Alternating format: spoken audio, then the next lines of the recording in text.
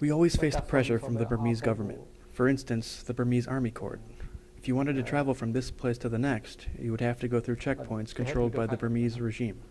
You always had to pay them, this kind of corruption. And the securities were not currency, so you could be arrested for anything.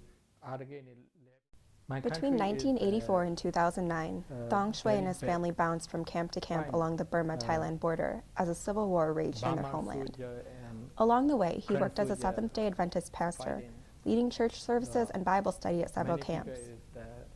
In June 2009, 4 years after their application was filed for refugee status, the family resettled in Chicago. Thoung Shwe would like to continue his career as a pastor, but cannot find a job here. I'm looking for a job every day, every time, but I have no social security, no anything for. My wife and I were going to the food stamp office, and on the bus there, a man took my wife's purse, and in there were all the ID cards and documents.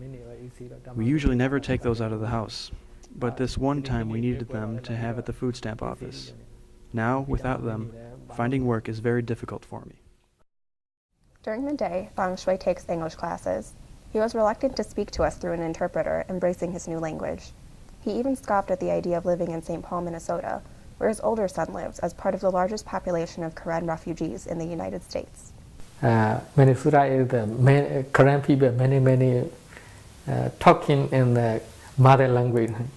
Chicago is the Karen. Thoung Shwe focuses fiercely on the future. He declines to bring attention to his past struggles.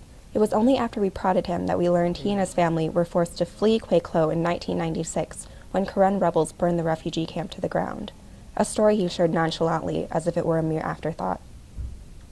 To Thoung Shwe, it seems all that matters is what lies ahead for his family in their new home. The hope is that we all will be educated here and that we'll have a better life. In the United States, we all have a guarantee on life. If we were still in the camp or living in Thailand, we couldn't say that. But here, we want to be permanent residents and citizens of the state. We have a concrete solution for the future.